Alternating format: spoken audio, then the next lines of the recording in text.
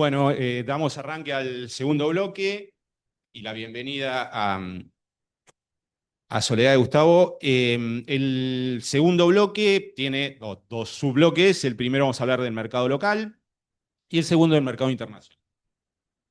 Y si bien decimos Soledad de Gustavo, vamos a presentarlos un poco más formalmente. Bueno, Soledad López tiene amplia trayectoria en el mercado de capitales, es la gerente de desarrollo de Raba Bursátil y cumple un rol significativo en la promoción del mercado de capitales. Es la conductora de La Mañana del Mercado, que entiendo que hay bastantes seguidores de ese espacio aquí. El streaming financiero con frecuencia diaria de mayor cantidad de visualizaciones en Argentina. También es invitada frecuente en programas de Mundo Dinero y Carnaval y fuente de consulta de los principales diarios del país. Y segunda vez invitada frecuente nuestra, así que agradecidos y bienvenida.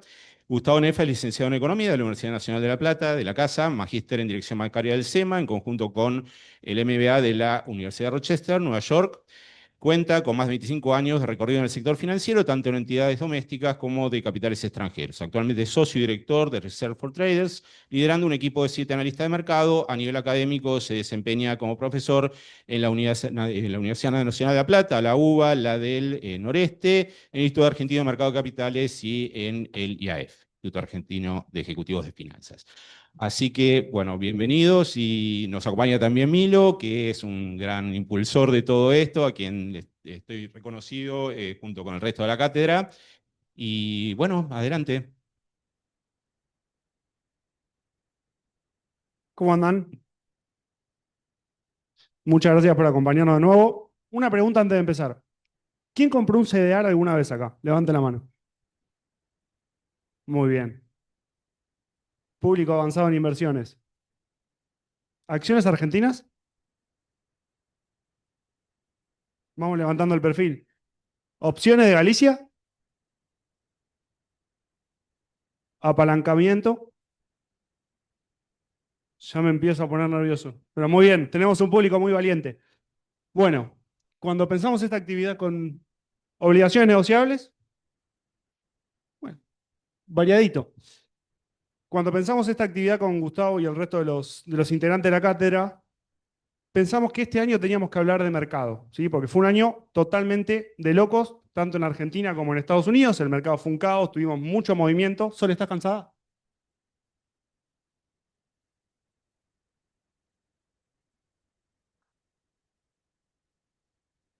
Ahí va. Un poquito cansada. Año intenso, ¿no? Decime que se cierra el año ya mismo. Ahora, hoy ¿qué Falta un día? mes y medio todavía. Es un montón en Argentina, es un montón, pero espero. Mira, como esta semanita, estuvo bastante tranqui esta semanita. No sé, vos, Gustavo. Sí, claro. No, no, afuera no. Y mirá si ahora arranca afuera el tole tole. Está arrancando. Ay, Dios. ¿A qué se viene? Muy movido. Por ese motivo, nos parece la primera pregunta para abrir el bloque. Vamos a hablar de mercado local primero, después hablamos de mercado de Estados Unidos y otras cuestiones internacionales, y por último cerramos con todas las preguntas que necesiten respecto de ambos mercados. ¿Cómo llegó el mercado argentino a las elecciones? Rompe, Gustavo, mira ahí. Ahí va. Bueno, creo que Amílcar fue bastante explícito. Llegó con un poco de brecha cambiaria, llegó con muchas dudas, había un riesgo político enorme. Lo vimos el día lunes, ¿sí? 27, cuando tuvimos una suba récord histórica en acciones, tuvimos una baja histórica de riesgo país. Obviamente el tipo de cambio no bajó tanto porque el Tesoro de Estados Unidos tenía que salir y recomprar esos dólares y a su vez es obviamente una de las variables que estaba atrasada, pero llegó muy tensionado. Esto suele pasar en Argentina, pero no tanto porque había habido una elección en la provincia de Buenos Aires. Quizás le dio demasiada relevancia el mercado a esa elección de lo que debería haber tenido, pero sí sembró muchísimas dudas en cuanto al tema de gobernabilidad, porque son elecciones medio término que obviamente siempre son importantes. Y hubo dos episodios en la historia donde un presidente sacó más votos en las elecciones de medio término que en las elecciones presidenciales. Milei ha sido el tercero, así que esto le da continuidad, un poco lo que le pedían los inversores, hablando estrictamente del mercado, lo que le pedían los inversores era dar señales de continuidad para sus políticas, como para poder encarar la segunda etapa, que creo que está llena de desafíos también. ¿Sole, algo que agregar, algún comentario? No, coincido en que, sobre todo, a veces o desde afuera se lee esta historia de que el mercado tiene la posta, el mercado no se equivoca. Bueno, lo que acaba de decir Gustavo es claro, el mercado había pensado y se había posicionado en una derrota del oficialismo y pasó exactamente lo contrario. Entonces eso también hay que tomarlo en consideración, ¿no? Porque si no parece que el mercado es la palabra santa. Digo, en el 2019 tuvimos un hecho, digamos, de un 50% de baja, donde el mercado pensaba que Mauricio Macri iba a ganar esa elección, que fue la PASO, que no ocurrió, 50 abajo. Acá el mercado todo dolarizado, pensando y tomando como en consideración fundamental una elección en la provincia de Buenos Aires y pasa lo contrario. Entonces, también empezar a entender esta lectura de que los mercados se posicionan para un lado o para el otro buscando cobertura, que la herida del 2019 era muy fuerte y nadie quería asumir ningún tipo de riesgo, entendiendo que si habíamos llegado a tener un salvataje directamente de Estados Unidos, la cuestión era complicada y lo sigue siendo con un panorama mucho más, menos complicado, pero que sí lo es y que ahora el mercado, digamos, está en esto de, bueno, la continuidad y tenés un camino mucho más allanado para avanzar en las decisiones que quieras tomar, que no van a ser sencillas, pero tenés un camino mucho más allanado. Iba a ir un poco a eso. Gustavo, preguntarte, en el post-elecciones, vimos ruedas históricas en el Merval, una compresión muy fuerte de riesgo país. ¿Por qué pensás que se da esto? ¿Qué es lo que está poniendo en precios el mercado hoy? Bueno, primero, como te decía, la descompresión de riesgo político, pero lo que se viene, que quizás a nivel macroeconómico es la complementación de lo que vimos en 2024, esta parte del 2025, con reforzar la reforma obviamente fiscal, ¿sí? Que es lo que se viene con la ley.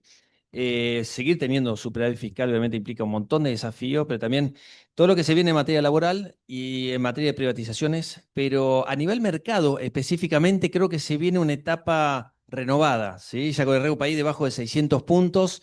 Un bono de Brasil rinde aproximadamente 6%, un bono de Argentina hoy te rinde ley extranjera, tramo corto, te rinde 9,5. Ya se ha achicado mucho la diferencia, muchísimo. Hay inversores que están mirando Argentina habiéndoselo perdido, ¿sí? Ya con otros ojos. Tenemos clientes de afuera que nos están consultando mucho acerca de los sectores en donde pueden estar invertidos, ya sea en la economía real, proyecto de inversión o en materia bursátil, ¿no? Inversiones en obligaciones negociables o bien en acciones específicamente, ¿no? Lo que se viene también es la concreción de los RIGI. Los RIGI son inversiones muy largo plazo que necesitan señales. Es minería, es siderurgia, es petróleo, es gasoducto, es una infraestructura que Argentina necesita. Es una infraestructura que ya están comprometiéndose y se aceleraron los proyectos. También se viene toda la parte de obligaciones negociables 2.0. Lo vimos el año pasado, a partir de octubre, con el blanqueo. Había que poner la plata en algún lado. Obligaciones negociables se lo prefirió para bajar un poquitito el riesgo. Lo bien que hicieron, ¿no? Hasta octubre estuvieron cortando clavos muchos los inversores que habían estado blanqueando y que pusieron una cartera específicamente de acciones argentinas porque no podían poner otra cosa que obligaciones, bonos o deuda corporativa. Pero también se viene también emisión de acciones.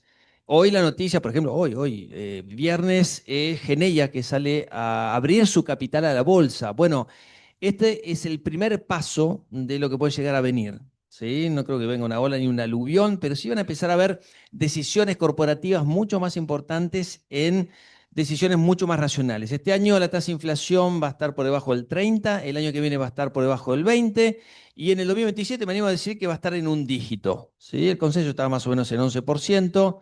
Amilcar mostró la placa de crecimiento, pero hay otra placa que es la de inflación y está en 11 y pico. Bueno, yo creo que va a estar un poquito más abajo, pero para eso se tienen que dar algunas cosas, ¿sí? Entonces esto es el paso a paso, ¿sí? Donde empezamos a ver en el 2024 un reordenamiento, ¿sí? Macroeconómico muy importante. También lo vimos, Amilcar mencionó que había 11 mil millones de dólares de reservas netas negativas, pero no mencionó la deuda que había. Pasó de 1 a 17 billones de pesos la deuda de las LELIQs en su momento.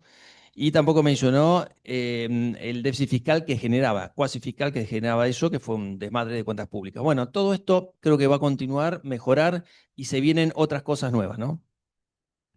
Bueno, yo siempre os voy a tirar un poquito para el lado académico porque tenemos muchos alumnos de análisis de estados contables también. Y un poco enganchando con esto, hay una correlación entre riesgo país de 400 puntos y un Merval de $2.500, ¿no? Es decir, es algo que, y ahí nos falta un poco, ¿no? Falta un tramito, pero después pareciera que viene el momento de empezar a mirar balances. Lo ven, lo están pensando. Después, sobre el final, porque sé que Milo está encargado de ese área en la empresa, le voy a preguntar un poco cómo lo están haciendo. Vos, Gustavo, si lo hacés, si ves que es el momento, ¿cómo lo ven eso? Es decir, si hay un tramo para recorrer autónomo, o obviamente condicionado a que las cosas vayan bien, y cuándo es el momento de ponerse a ver balances en serio. Yo creo que después de la suba que tuvo el mercado, sobre todo en el último mes, y para saber, la pregunta siempre es: ¿qué compro ahora? Por ahí muchos se quedaron afuera, no compraron. ¿Qué compro ahora? Yo ahí voy a los balances, ya desde ahora. Quiero ver los fundamentos, quiero ver qué está en precio ahora, qué está caro y está jugando muy fuerte la expectativa, y qué digo, bueno, acá puedo pensar en qué sector financiero. Los balances anteriores fueron malos. Si vos me das un price earning de Galicia, tendría que valer $28, vale $55. Entonces ahí ya me da un poco de temor. Digo, bueno, tiene mucha expectativa puesta el precio del papel. Digo, ¿qué están pensando a futuro? Y a futuro agarro lo que dijo Gustavo. Bueno, las obligaciones negociables, lo que rinden, cuánto rinde un bono de Brasil, cuánto rinde un bono argentino, si el riesgo país va a seguir bajando.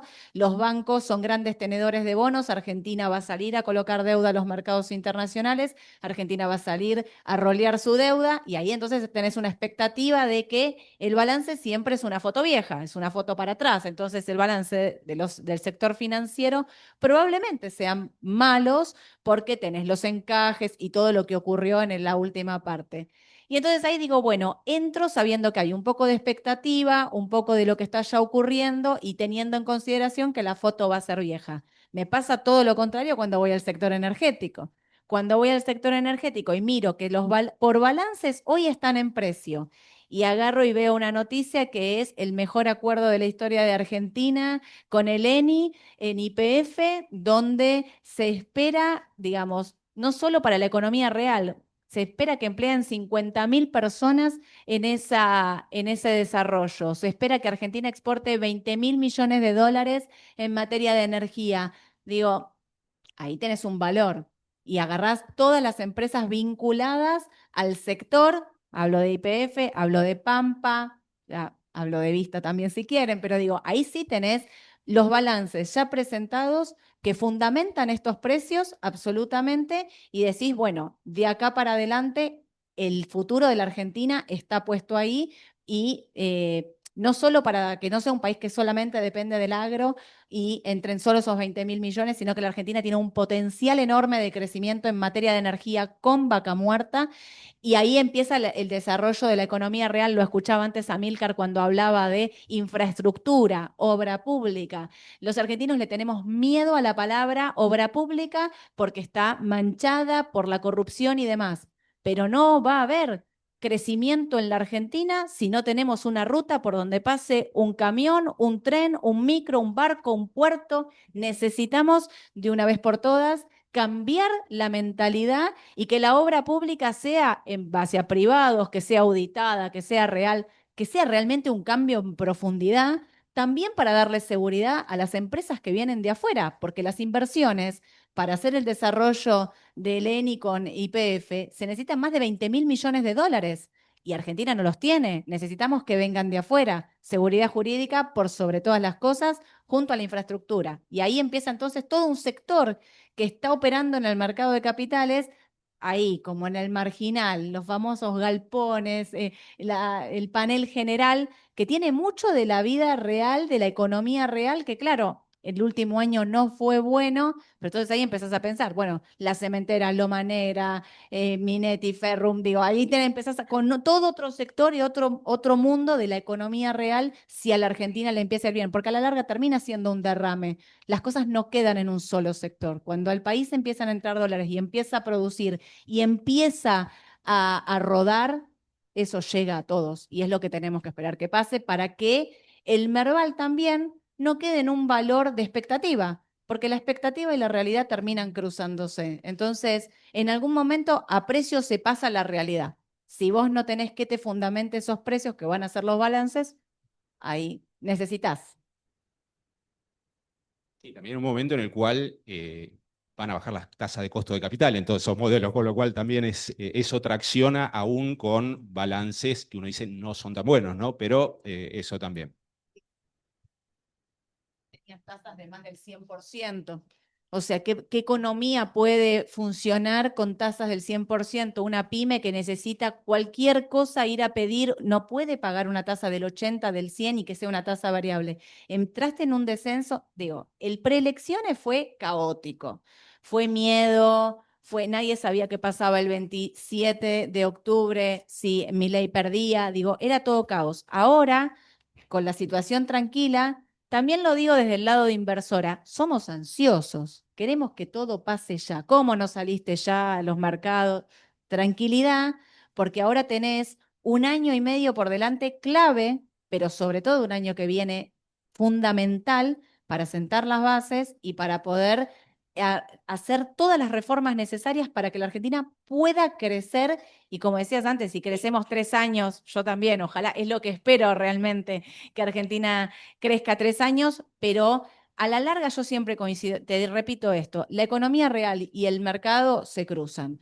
Es necesaria la estabilidad de la tasa, la baja de la tasa, la vuelta del crédito hipotecario, la vuelta de los créditos para las empresas para poder salir para adelante y fundamentar esos valores y superar esos 2.400 de techo. Superarlos, porque tenemos que pensar que si van a venir más empresas, que el mercado crezca, la idea es seguir creciendo. Ojalá.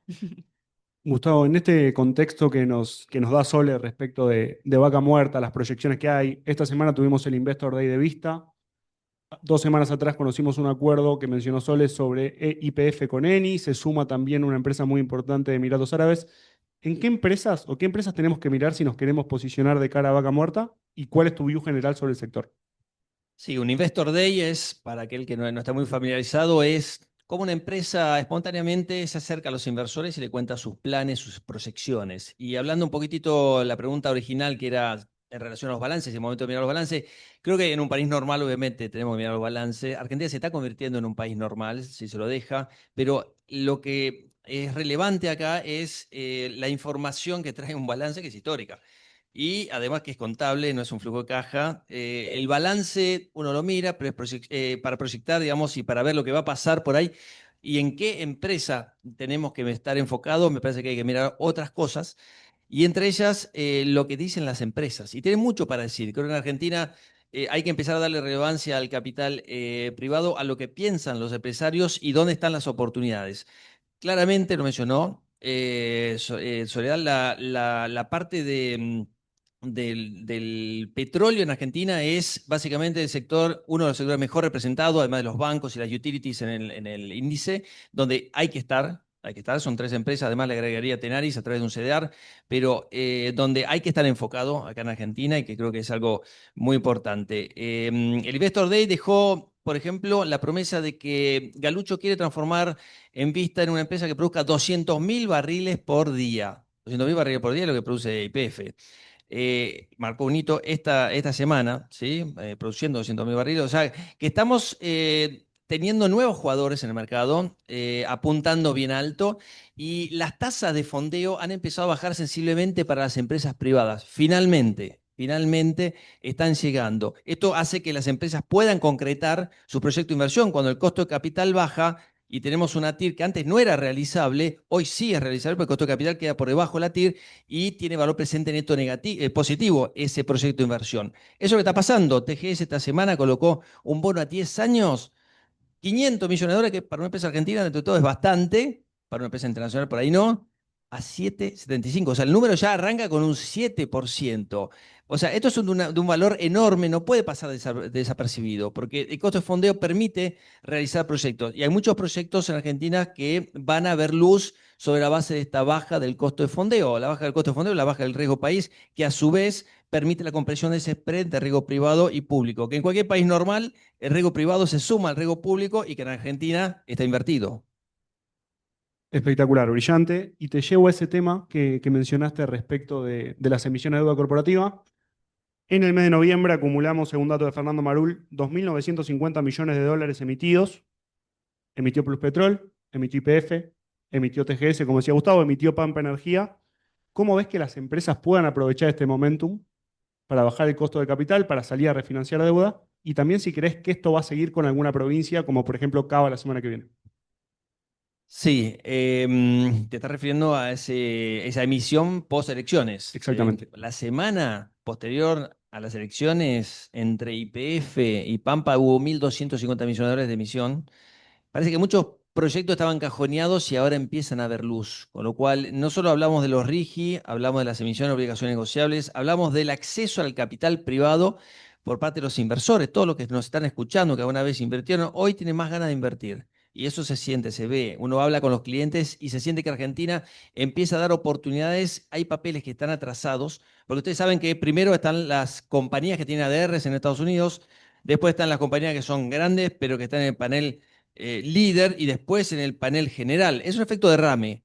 El primer paso se está dando, el segundo está en ese proceso. Fíjense los saltos que están pegando a Luar, Ternium Siderar, sobre base de este acuerdo de comercio con Estados Unidos que promete ser bastante importante para lo que es el agro, siderurgia, metalurgia, son dos sectores que van a verse beneficiados de eso enormemente. Y finalmente el panel general, o sea que hay que empezar a mirar también oportunidades por ese lado. Con respecto a las emisiones, ¿cómo se pueden ver beneficiadas? Hay un capital que es doméstico, que es limitado, con lo cual hay muchas empresas que deberían empezar a pensar también cómo acceder a emisiones en el exterior, ¿sí? Cuando uno saca una emisión local, quizás está limitado con el fondeo estrictamente local. No por nada muchas empresas han decidido emitir, por ejemplo, ADRs en Estados Unidos para acceder a ese mercado. Yo veo más de ese proceso, ¿sí? Apertura de capital, búsqueda de nuevas alternativas de inversión y sobre todo aquellas empresas que estaban, y que tienen los papeles en orden por lo menos, que estaban ahí empezando a hacer los primeros pasos, que van a empezar a meterse un poquitito más de manera comprometida, ¿no? Uno arranca con el mercado de acciones porque no tiene, por ahí cuando uno es joven, no tiene, la empresa es joven, no tiene por ahí activos o por ahí no tiene historia. Bueno, después pasa a lo que es la deuda. Y con la deuda hay muchas escalas, ¿sí? Desde BCPs, fideicomisos financieros, hasta la emisión de una obligación negociable. Corta, poco monto, hasta después aumentar. Y hay una nueva regulación que permite que vos emitas en forma automática cuando ya tenés varias emisiones hechas. Esto ya el año pasado, eso elimina muchísima burocracia. Hay mucha burocracia que se eliminó y esto es algo positivo también. Bueno, y ya para una última pregunta para cerrar esta primera parte de análisis del mercado local, algo habíamos hablado con Soledad la vez anterior, algo que nos preocupa y también pensando en los alumnos y en la juventud, es un mercado de muy, muy poca profundidad, ¿sí? Y entendemos, bueno, que eso tiene varias patas, ¿no? Por supuesto la macro, por supuesto la competitividad del país, pero también, de alguna manera, el accionar de la CNB y, por otra parte, bueno, un poco cómo llega al público inversor este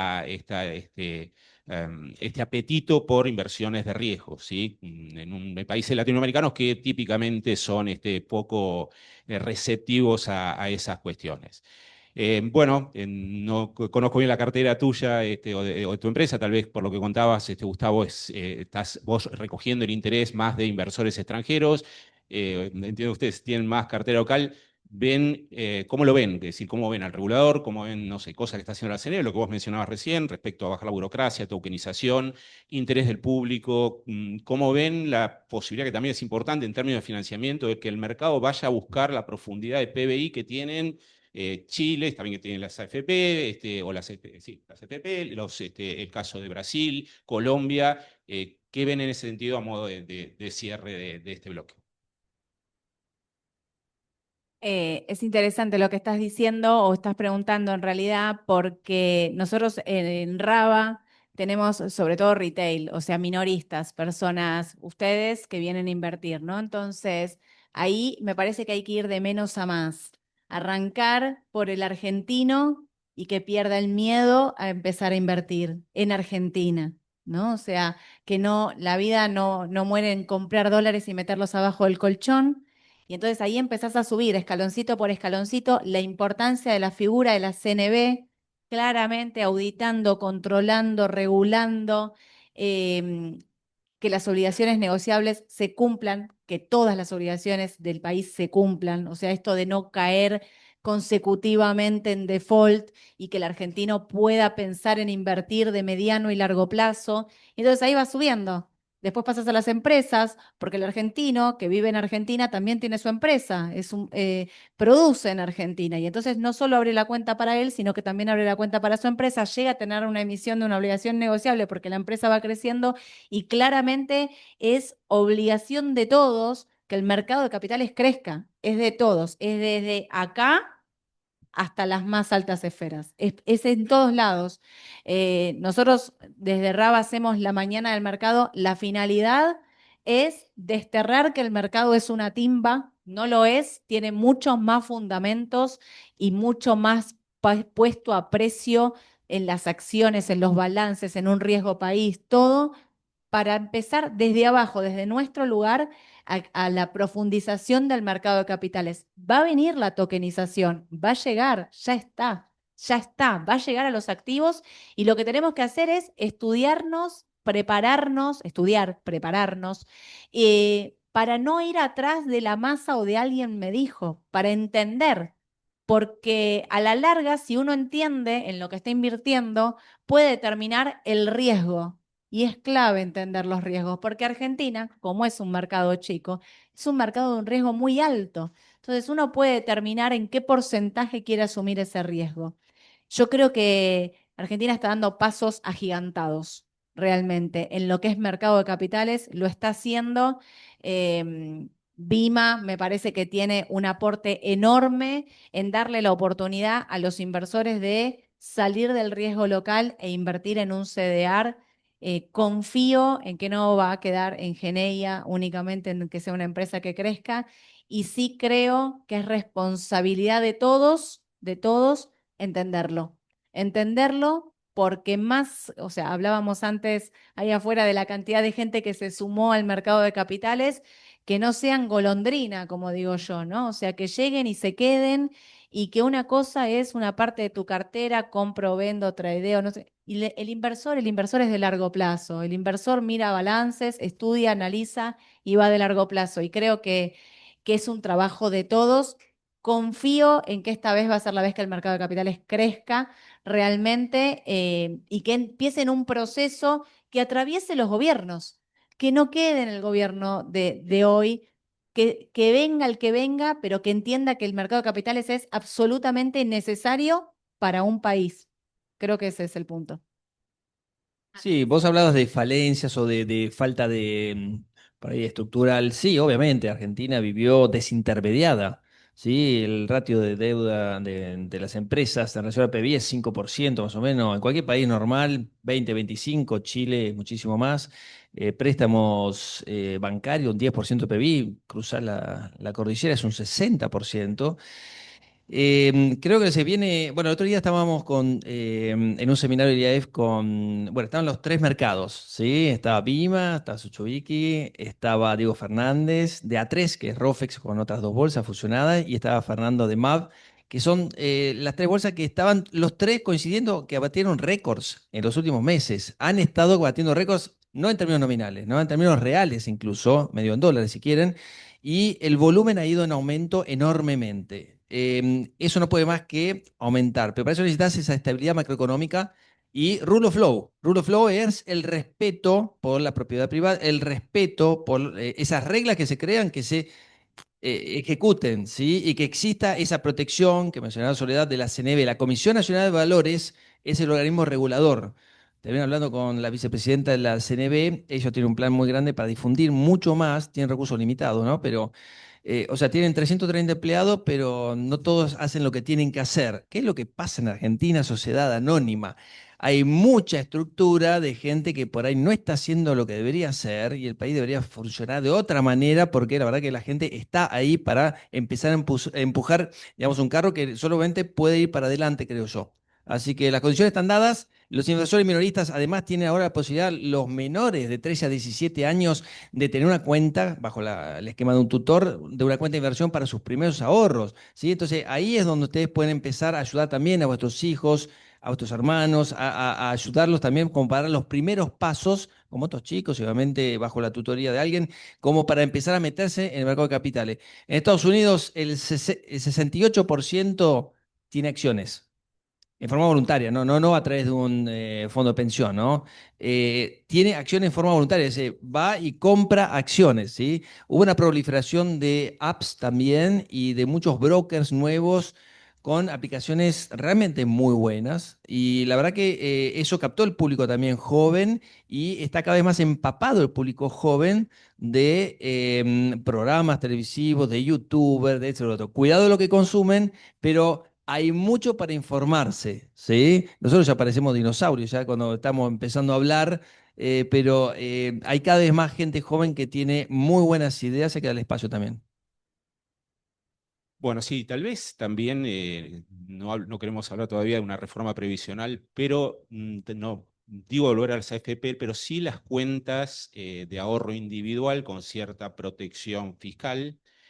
Puede ser otra cosa que en su momento traccione y también impulse, ¿no? Un poco el ahorro porque es decir, el déficit del sistema va a seguir durante muchísimo tiempo y lamentablemente para decirles varias generaciones. Es Entonces, más de 3 puntos del PBI. No solo pasa esto acá, pasa en Francia, pasa en todos lados, ¿sí? Y Macron ha pasado una ley que tenía el 90% de desaprobación, pero no le quedó otro. Hasta el mismo partido se le puso en contra, pero no queda otro. Los sistemas de pensión están quebrados. Quebrados porque metieron 4 millones sin aporte, porque no hay un empleo formal, hay un 50% de informalidad, o pónganle la cifra que quieran, pero esto tiene que tener una reforma. Y obviamente va a ser elevando la edad de jubilación, aumentando la cantidad de aporte y sobre todo formalizando. Esta reforma laboral, presten atención, la formalidad es la vía también como para empezar a dar una solución al sistema previsional que vos mencionabas. y un ahorro previsional protegido que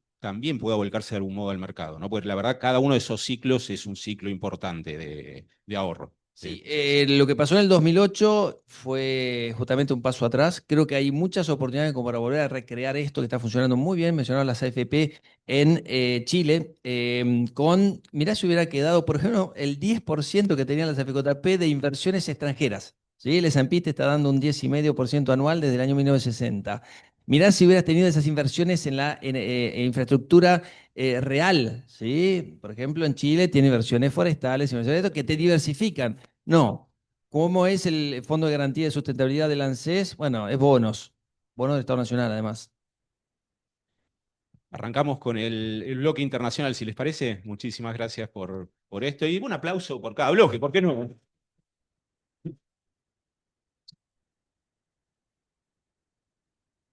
Todas las preguntas las hacemos de los dos bloques al final, pues. Es inabarcable el mercado local. Entiendo que, como le decía Gustavo, hay muchas dudas. Al final, todas las que quieran. Vamos a pasar un poco a Estados Unidos, un tema que los dos siguen muchísimo. Y otro mercado donde, si bien donde vemos el acumulado está verde en lo que va del año, fue un año de locos también. Tuvimos muchas noticias, un cambio de gobierno al principio, un mercado escéptico por la ley fiscal de Trump, después tuvimos la irrupción de DeepSeek, la dinámica de los aranceles. Gustavo, contanos un poco cómo viviste este año para el S&P y para los índices principales. La verdad que fue un sub y baja terrible, un roller coaster no apto para cardíacos. Llegamos a tener un bear market, un mercado bajista, es cuando baja 20% un índice, ¿sí? Ahí en abril, cuando Trump se despachaba con estos aranceles para todos como un castigo. Y después vino lo que en realidad todo el mundo sabe. Las empresas de crecimiento más chicas, ¿sí? Tuvieron una suba explosiva del 100%. Se empezaron a despejar las X, al final le tomaron la mano a Trump, no era tan malo o era mucha verborragia y empezó a haber valor que obviamente en una economía donde las tasas de interés tenían que bajar y Trump presionaba también diciendo, miren lo que hace Europa, ¿por qué no lo hace Powell? Y lo presionó hasta el último momento, incluso quiso hacerlo echar. ¿Por qué? Porque las tasas de interés solo tenían un camino también para abajo y están bajando. No está tan claro el sendero todavía, pero están bajando y hay mucho dinero, mucha plata, ¿sí? Hay mucho déficit fiscal, hay mucho déficit de cuenta corriente y hay una caída del dólar. La caída del dólar es la contracara de todo lo que vimos. El oro llegó a subir un 65%, ahora está en la zona de los 50%. La plata prácticamente se ha casi duplicado, con un 70% de suba. El Bitcoin ha tenido un rally hasta los $125.000. Ahora está de paramales, pero correcciones de estas del Bitcoin, ¿cuántas hemos visto? ¿Sí? Venimos invirtiendo desde hace muchos años y esto no es nada al lado de lo que puede llegar a suceder cuando no tenía tanta volatilidad. ¿Por qué? Porque el año pasado irrumpieron en enero todos los ETF del Bitcoin. Entonces, esto le dio institucionalidad, garantía, custodia. Entonces ya el tema de los hackeos y otras cosas, y los institucionales se empezaron a meter. ¿Sí? El mismo Jimmy Dimon, presidente del banco más grande de Estados Unidos, que hablaba peste del Bitcoin, es el principal aliado hoy. ¿Por qué? Porque ve el negocio. Incluso Trump hablaba pestes y ahora es el principal defensor. Bueno, hay muchos que se dieron cuenta, esto es parte de la volatilidad del mercado, no se preocupen, vamos a volver a ver el Bitcoin en máximos históricos, pero este año ha sido muy particular en donde hemos visto un proceso en un mercado alcista muy particular, ¿sí? Las empresas de crecimiento enfocadas a la inteligencia artificial. Y la inteligencia artificial es un poco de todo, ¿sí? Son servicios de ingeniería, de logística, son fierros, son torres refrigerantes, son tierra, propiedades, es servidores, es chips, es mano de obra, es un montón, reactiva la economía de muchas maneras. Si ustedes vieron la foto de Manhattan con el data center que quiere hacer Mark Zuckerberg, casi lo cubre por completo, la isla de Manhattan. Imagínense, hoy está Microsoft generando demanda de todo tipo y en 2 años va a estar terminado el mayor data center del mundo. 100.000 millones de dólares está gastando. Hay algo ahí, ¿no? Obviamente hay mucha competencia también de los chinos, mucha competencia de los chinos, pero hay algo ahí, hay valor. La inteligencia artificial viene a cambiar también la estructura económica del país, ¿sí? Y del mundo. Porque no es lo mismo que en el 2000, las valuaciones son altas, sí. Es más, estamos presenciando una corrección. Esta corrección la absorbe el mercado y vuelve a subir.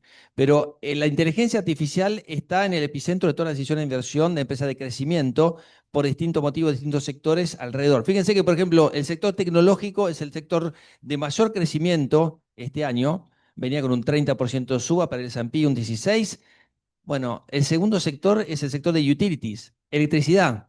El sector de utility que le provee electricidad ¿a quién? A la inteligencia artificial. Es un sector aburrido, que tiene que pagar dividendos porque si no nadie les compra las acciones. Bueno, hoy se convirtió en la estrella. Fíjense los cambios que está viendo la estructura también por sectores dentro de la economía norteamericana. Espectacular, Gustavo. La verdad, un año muy particular para las empresas tecnológicas, sumamente volátil. Tenemos a Nvidia que quizás desde el mínimo de abril rebotó más de un 60%. Y Sole, te voy a llevar un poco para ahí. El debate del año.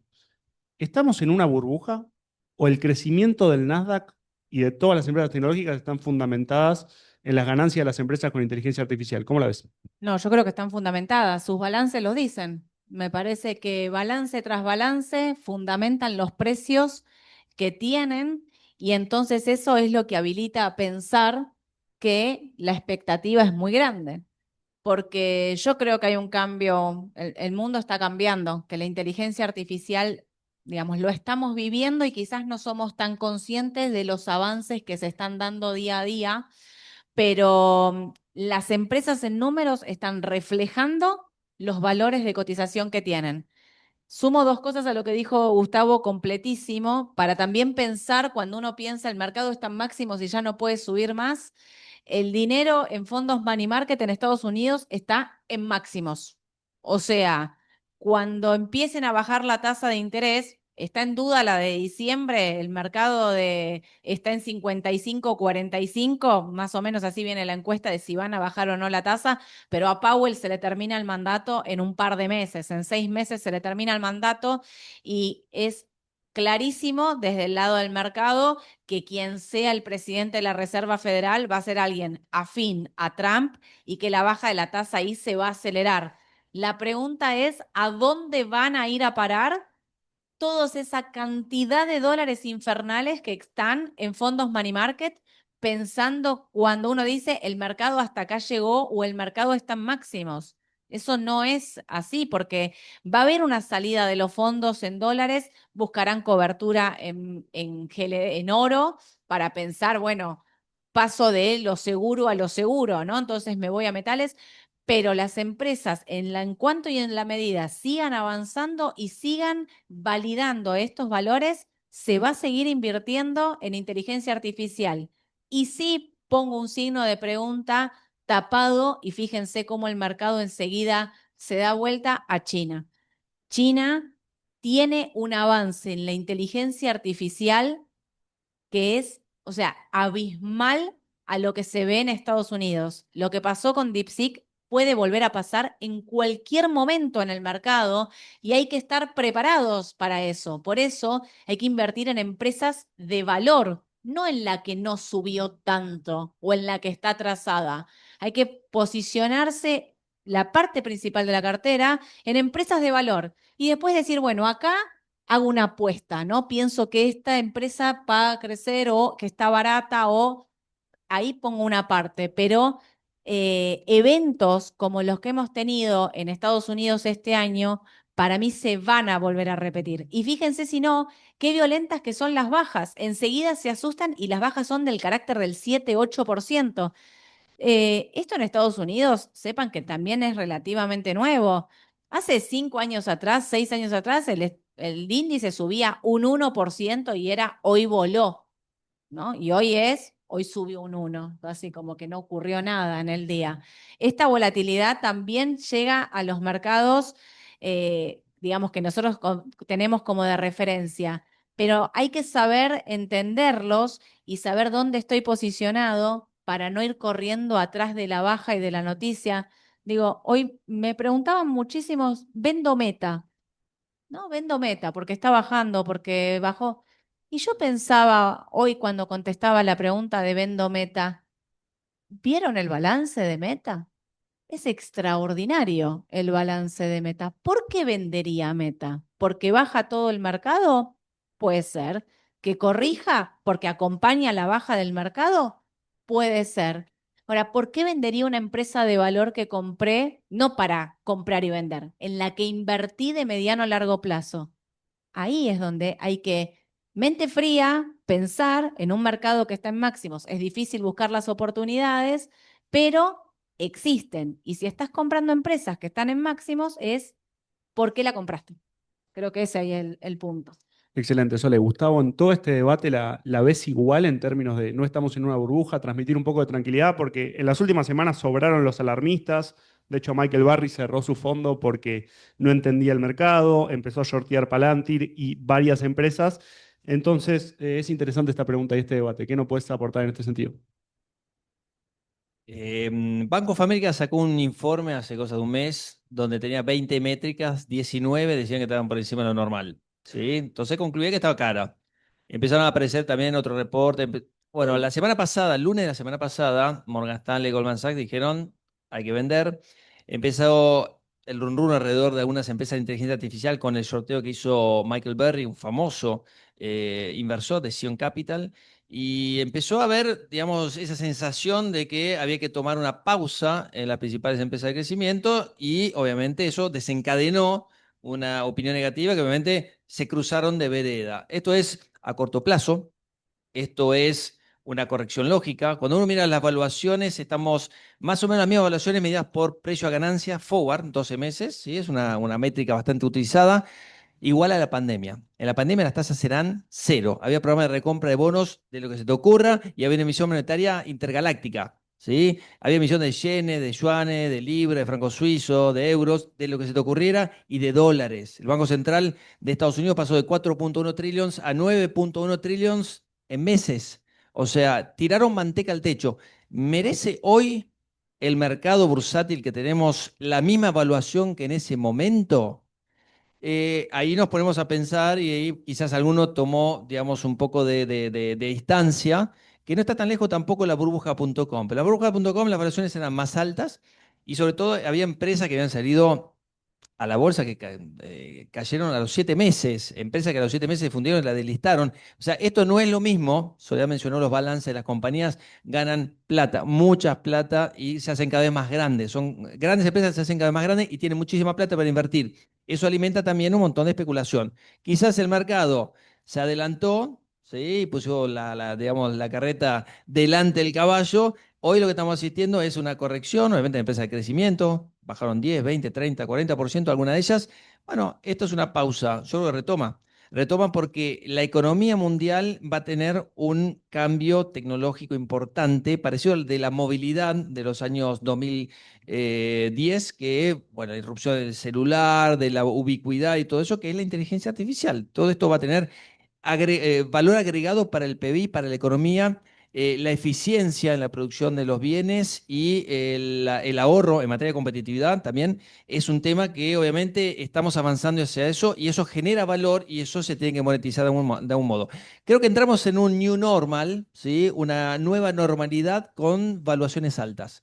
Entonces, esto frena un poquitito eso de que el price earning forward es un oscilador. Si está por arriba hay que vender, si está por abajo hay que comprar. No, ¿y qué pasa si se estabiliza acá? ¿Sí? Es más, un poquitito más arriba también. ¿Sí? Lo histórico es 16, hoy es 23. ¿Y qué pasa si se estabiliza entre 20 y 25 y va bollando ahí durante mucho tiempo? Creo que nos tendremos que acostumbrar a eso y descarto grandes tomas de ganancia como un mercado bajista de menos 20%. Bueno, si está de acuerdo, dejando de lado Estados Unidos por un momento y bueno, sin dejar de mencionar también que si uno piensa en un reloj de arena, para las de medio término está quedando en la parte de arriba menos que en la parte de abajo.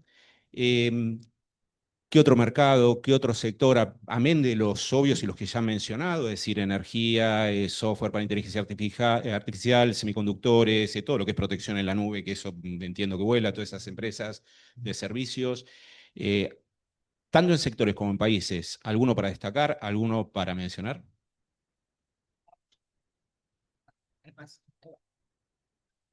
Y yo soy medio fanática de Brasil, ya todos saben, acá los que son seguidores.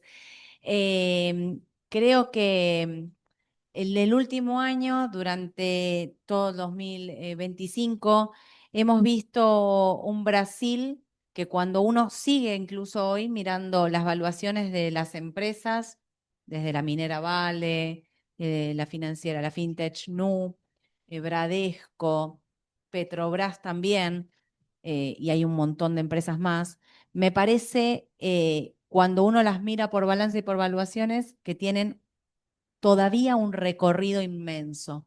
Obviamente es un país que no se diferencia tanto de la Argentina hay una cuestión de inflación, la Argentina de antes, ¿no? Digo, tiene una inflación bastante más alta, pero tiene una cantidad de reservas que nosotros realmente nos la soñamos, pero tiene una cuestión de riesgo político que es muy similar a lo que nosotros vivimos acá en Argentina. Las elecciones en Brasil son recién el año que viene, con lo cual nos da margen de tiempo todavía para seguir pensando en o me posiciono en empresas o me posiciono en el índice que es el EWZ.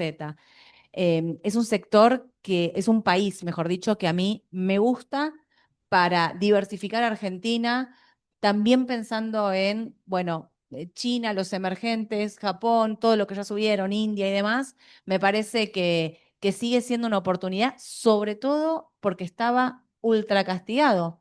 O sea, Brasil sale de una situación similar en lo bursátil a lo que era Argentina 2022. Entonces, en un índice que marcó su mínimo hace 8 o 9 meses, tiene todavía muchísimo recorrido. Las empresas brasileras presentaron balance, los balances fueron realmente extraordinarios, muy buenos, superando las expectativas del mercado, con lo cual sigo confiando en Brasil de largo plazo. El rally de los metales tiene implicancia en muchos países. Creo que Australia y Canadá son dos economías, podemos sumar de Sudáfrica, pero es un mercado mucho más rudimentario, que podrían beneficiarse más todavía de lo que lo hicieron, porque tiene efecto derrame importante en el resto de la economía. Pero me gustaría centrar la atención en quien nos va a dominar a futuro, que es Asia. Asia tiene un mercado enorme. ¿Por qué India no está subiendo a la par de todos? Si India es el hub tecnológico tradicional, porque es el hub tecnológico tradicional. Y hoy la inteligencia artificial pasa por otro lado. Los chips de alta calidad para cómputos ya casi supersónicos no los fabrica India. India se quedó, no va a ser. Hay un mercado que es Corea del Sur, que ha sido uno de los mejores este año, va a seguir subiendo, tiene empresas extraordinarias, tiene tecnología de punta y hay que prestar atención a los satélites de Nvidia, ¿no? Que son Taiwán, ahí se posicionó también Juan, el número uno de Nvidia, que es donde manda a fabricar también parte de sus chips, ¿sí? Terceriza ahí. Entonces, Corea del Sur, Taiwán, tengo que empezar a mirar un poco más de cerca los tigres nuevos, ¿sí? Asiáticos más chicos, de mano de obra también barata de algunos, digamos, de unos tiempos pasados que, bueno, hoy son mucho más competitivos, mucho más serios. Tiene un mercado enorme, Vietnam puede ser uno. Estamos mirando bastantes economías por ese lado. Y Latinoamérica, bueno, Soledad mencionó Brasil. Brasil me subió 45%.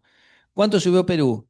45%. ¿Cuánto subió Colombia? 45%. ¿Cuánto subió? Es un tema de dólar. Decime dónde va a estar el dólar y te voy a decir cuáles son los mercados que van a estar favorecidos.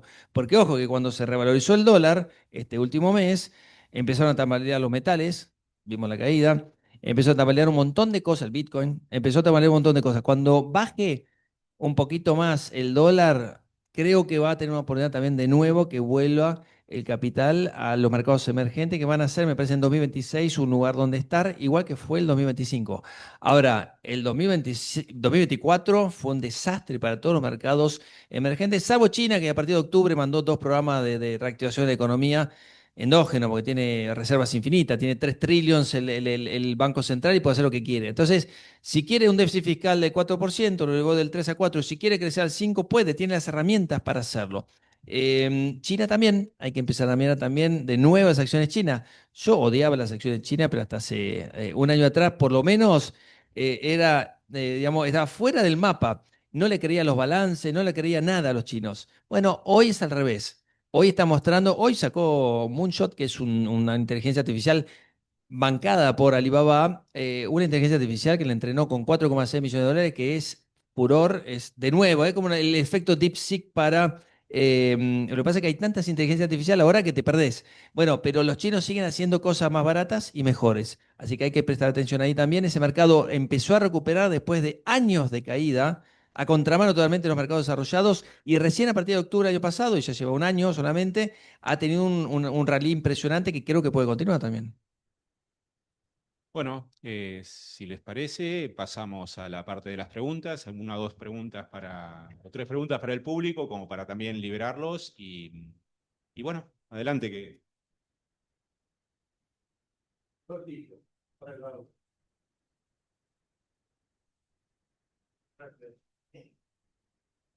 Cerca, Tasa de interés, cerca, cerca. la tasa de interés de plazo fijo en dólares. ¿Por qué Banco Nación paga el 4 y algunos bancos internacionales acá pagan 0,5? Porque son argendólares. Porque son argendólares. Y porque están ahí en un banco en Argentina. Pero es terrible la diferencia. Por eso, Qué bueno. ¿cuál es el motivo? ¿Cuánto vale un canario en una jaula o libre? A ver, Es el mismo canario. a ver.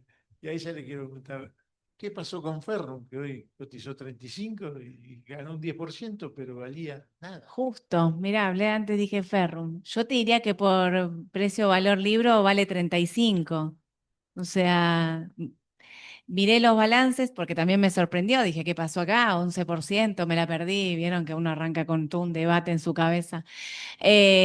La realidad es que fui a mirar los balances de Ferrum no son buenos, no son buenos. En el último tiene pérdida operativa, digamos, el financiera no está.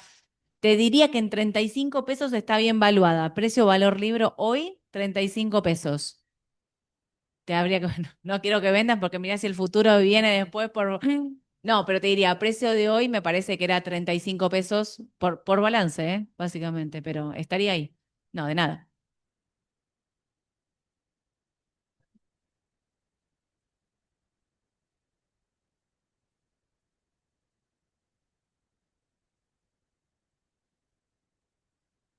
Hola, buenas tardes. Mi nombre es Agustín. Nada, lo sigo en Raba todos los días, así que bueno, quería darle un saludo. Y tenía una pregunta, más que nada para preguntarle su opinión de estos mercados actuales, la tendencia que tienen a sobrevaluar o a castigar de más algunas cosas puntuales que por fundamento no tienen mucho sentido, como es el caso de que hablan mucho de Meta, digamos que el sobrecastigo que tuvo por este impuesto extraordinario que tuvo que pagar. ¿A qué creen que se puede ver, más allá de obvio la especulación típica que suelen tener los mercados? Yo creo que en Argentina principalmente es un mercado muy chico, la sensibilidad es extraordinaria, o sea, corre un vientito medio fuerte y enseguida, sí, me sorprende la volatilidad de los mercados internacionales, voy a serte honesta, me sorprende esos sobrecastigos. Me pasó ayer a la tarde, a las 6 de la tarde, cuando vi el balance de Globant. Miro el 12% abajo. Miré primero la cotización y después fui a mirar pensando que era espantoso. Mejor beneficio por acción muy por debajo del estimado y en ingresos superiores. Y estaba 12% abajo, hoy abre y estaba neutra. Me cuesta entender las sobrereacciones de los mercados, te voy a ser honesta. No sé si Gustavo nos puede instruir en el por qué. A mí me sorprende. En ese caso particular tenés poca liquidez, ojo. En Global hubo poca liquidez. No, hay un tema que quería comentar. Los bots. Dicen, nadie sabe cuánto están operando, pero están implementando bots por todos lados. Dicen que entre 40 y 60% del volumen, 40 a 60% del volumen está hecho por bots. Es decir, no son órdenes ruteadas por los inversores o por los mismos bancos. Ahora, los bancos crean sus propios bots, ¿por qué? Porque no tienen costo de operación. Los bancos se encuentran a distancias cada vez más cortas de Wall Street, se enfocan cada vez más cerca de la bolsa por los milisegundos que trae la fibra óptica de ventaja para rutear las órdenes. Bueno, esto es porque los bots están necesitando esa infraestructura. La inteligencia artificial también está haciendo su trabajo y creo que van a tener más volatilidad en los mercados. Ya habían tenido más volatilidad en los mercados por la irrupción de las opciones, ¿sí? Todo esto está reforzándose con los bots. Acá en Argentina hay experiencia de mercados que están implementando bots de trading, de hecho A3 lo está haciendo, muchas sociedades de bolsa incluso que empezaron a ofrecerte bots para poner parte de tu cartera como una cartera administrada por un bot, ¿sí? Así que esto se viene. El mercado de Argentina no tiene tanta profundidad para hacerlo, porque obviamente es un mercado más chico y no tiene tanta liquidez, pero afuera sí. Entonces, parte de la volatilidad, Soledad, me parece que tiene que ver con ese High Frequency System, los HFR, que son bots.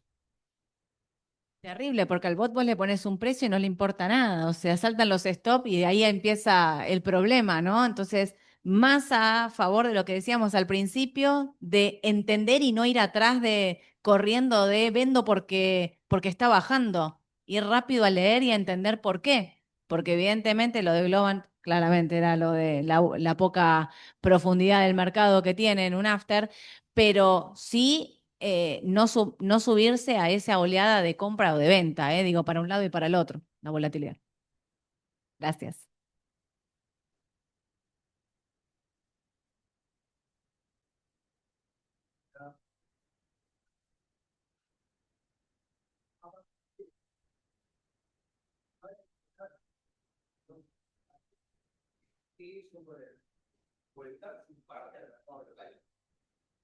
Ya están en el mercado local. Son obligaciones negociables, son acciones. ¿A qué te refieres con mercado local? No, pero caduca eso. Van a estar liberadas esas cuentas. No van a pagar. A partir del 31 de diciembre, hace lo que quiera con tu plata. No te van a cobrar nada. El compromiso era que te quedaras ahí para no pagar ese 5 o 10%. Depende en qué momento entraste. Por ahí la pregunta sería si esos dólares van a quedar en el sistema o se van a ir. Y yo creo que en estas condiciones está todo más planteado para que se queden que si esto ocurría el 23 de octubre sin saber qué pasaba, todo el mundo iba a querer vender y sacar los dólares. Me parece que dadas las condiciones y la expectativa, que era lo que hablábamos al principio, de salir a los mercados internacionales, o sea, incluso no, te tienta quizás más desde el lado del inversor de largo plazo a quedarte que a vender y llevarte los dólares, sino a quedarte comprado en el instrumento que tengas comprado, porque para entrar al blanqueo pudiste solo comprar Argentina. Si el panorama sería otro o mucho más negativo, te llevaría a vendo y compro CDR o vendo y me voy en dólares y se termina la historia. Pero creo que están dadas las condiciones para que esos dólares, al contrario, se queden. Se queden. ¿En otra? ¿Vos, Leo? Tenía una pregunta sobre los activos locales. Están viendo los flujos de afuera, si esos flujos ya vinieron y cómo pueden impactar en la evaluación de los activos en general. Sí, yo mencioné algo. El efecto derrame viene por los ADR. No hace falta abrir una cuenta local ni traer plata acá en Argentina, la compras afuera. Los bonos, bueno, las acciones entre el 60 y el 80%, entre el 60 y el 80% del volumen se hace en Estados Unidos. O sea que el mercado para la fijación de precios no es Argentina, es afuera. En los bonos es más difícil todavía, pero es también un caso parecido. No sé si será el 60, 70, porque nadie sabe. Es el mercado OTC. En el mercado OTC, los bonos argentinos que tenían por, digamos, por condición de emisión, tenían que listarse en la Bolsa de Luxemburgo. En Luxemburgo no operan. Operan entre brokers, ¿sí? Entonces, esa operatoria ya fijó unos precios nuevos. Estamos en máximos desde que empezaron a cotizar en septiembre de 2020, con lo cual ya hubo un impacto. Ahora, si vos te referís a entrada de capitales genuinos a la Argentina a través de el MULC, a través de vender los dólares y empezar a hacer carry, o empezar a traer los dólares y quedarse en dólares por ahí en emisiones en dólares, etcétera.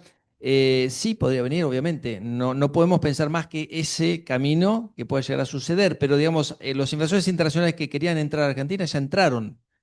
Ya entraron silenciosamente, un bono que pasa de una mano a otra y que no está registrado, porque en el mercado OTC es un mercado no registrado, es un mercado entre brokers y bancos. ¿Sí? Banco of America le vende a UBS, UBS le vende a Puente, Puente le vende a Mariva, Mariva le vende a SBS, SBS le vende a Julius Baer, y esa mercadería va pasando a distintos precios y eso genera también esa inversión. Obviamente, cuando hay más oferta y demanda, los precios suben, que es lo que estuvo ocurriendo, y los rendimientos bajaron. Así que la baja del rendimiento de los bonos de Argentina, hoy tenés una curva ley argentina flat y tenés una curva ley extranjera con una pendiente bastante positiva, es producto de todas esas inversiones que ya sucedieron. ¿Por qué? Porque los precios se fijan afuera, no acá.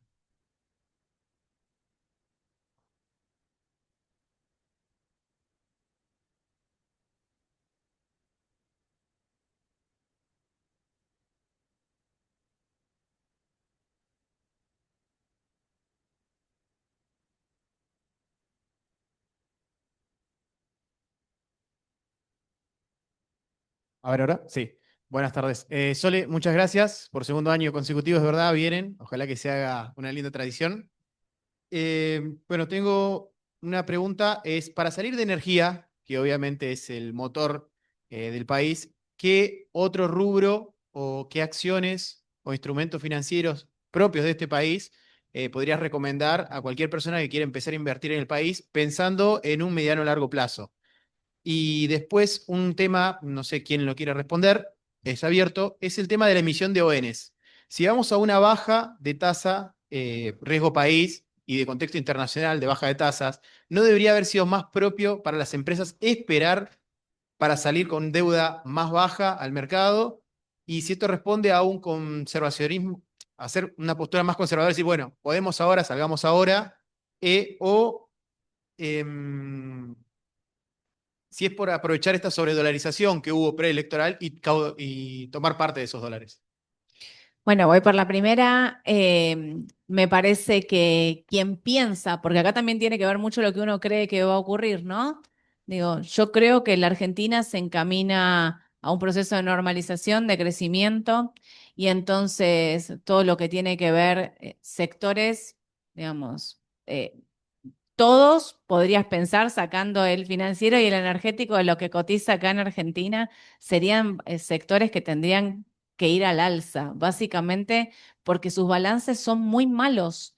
O sea, Argentina viene de no crecer, entonces todos sus balances son con pérdida. Y entonces ahí me refiero a todo, desde un Aluar y un Texar, porque también, digo, sacando Aluar por el convenio con Estados Unidos, pensá que Aluar exporta el 70% de la producción afuera y podría estar beneficiada por el acuerdo con los Estados Unidos, pero también, digo, tenés todo lo que es el sector de alimentos. El sector de alimentos que está altamente castigado, sacando de, como dije al principio, todo lo que está relacionado a la construcción y demás. Entonces digo, ahí se te abre un abanico completo de inversor a juramento. Digo, se me van ocurriendo así un montón de empresas a la cabeza del panel general y me recuerda mucho a cuando, que quizás se da ahora, a Mauricio Macri se le dio en el inicio de su gestión lo que ocurrió con el mercado creció muchísimo, las inversiones crecieron muchísimo en volumen en el panel general y el panel líder en ese momento tenía muchas más empresas que las que tenía ahora por el volumen operado. Siento que quizás a Javier Milei se le da ahora, en esta segunda parte del mandato, el volumen creciente en el panel general que se traslade después a empresas, a pasar al panel líder como ocurrió, pero te diría que tenés todo el mercado argentino relacionado al crecimiento de la economía real. Entonces, me parece que ahí puede haber una oportunidad. Entiendo que hay desafíos, o sea que nada es sencillo ni nada es comprar porque va a pasar, ¿sí? Argentina tiene el desafío que marcó Amílcar al principio, que para mí es clave. Argentina tiene que salir de la postura de no es necesario comprar reservas. Sí es necesario comprar reservas. O sea, di muchísimas conferencias este año, lo dije en enero, febrero, marzo, abril, todos los meses me han venido a plantear de que no era tan necesario que Argentina compre reservas porque teníamos el acuerdo con el fondo y podíamos salir a tomar deuda en un repo y es necesario que Argentina compre reservas para tener un crecimiento sostenido y no caer, o sea, porque el tiempo pasa rápido. 2027 llega en un nada. ¿Vamos a volver a pasar lo que pasamos ahora por una elección? ¿Vamos a volver a un rescate en Estados Unidos? Necesitamos llegar fuertes, fuertes para afrontar incluso cualquier evento que no sea local, que venga de afuera. Tenemos que estar fuertes en reservas. Y creo que ese es un camino que cambiar las bandas o no, como sea, incrementar reservas para que, digamos, Argentina pueda crecer, se traslada a precios, se traslada al mercado, se traslada a la vida real. Una cosa está relacionada con la otra. Sí, creo que sí. ¿Querés contestar la de ON?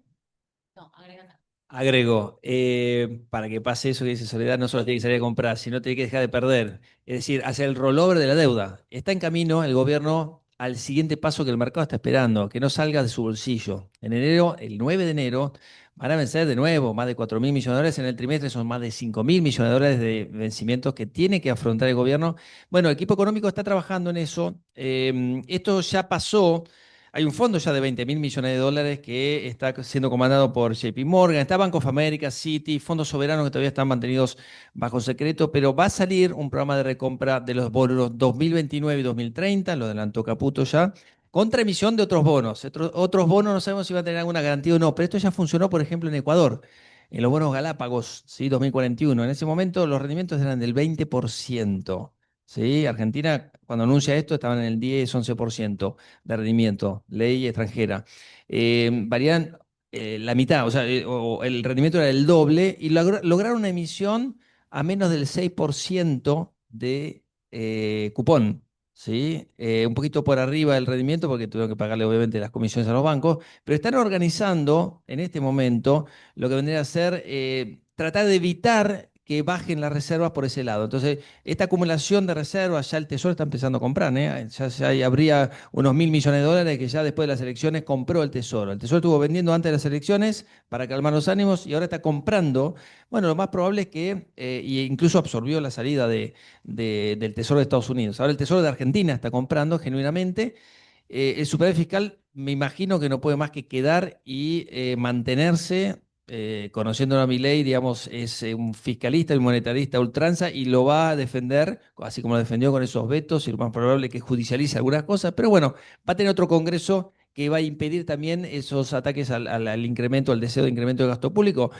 Lo que va a pasar es justamente lo que el mercado está esperando, que se trate de emitir bonos para evitar que salgan del Banco Central, lo cual va a reforzar la acumulación de reservas. Las obligaciones negociables nos quedaba. Creo que las empresas venían retenidas, o sea, tenían todo para hacerlo antes y el contexto se fue de las manos y no lo pudieron hacer. Incluso creo que tenían previsto hacerlo mucho antes. Entonces había una acumulación y básicamente lo que hicieron es aprovechar, digamos, el buen espíritu también de lo que hay.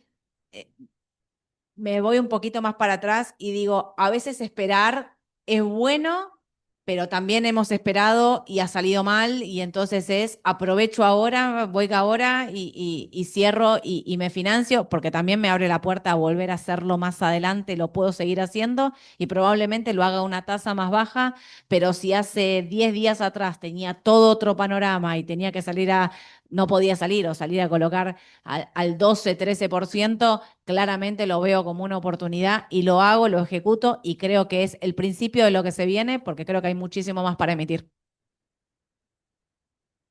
Bueno, si no quedan más preguntas, les dedicamos a nuestros expositores un segundo aplauso reforzado por las preguntas aparte.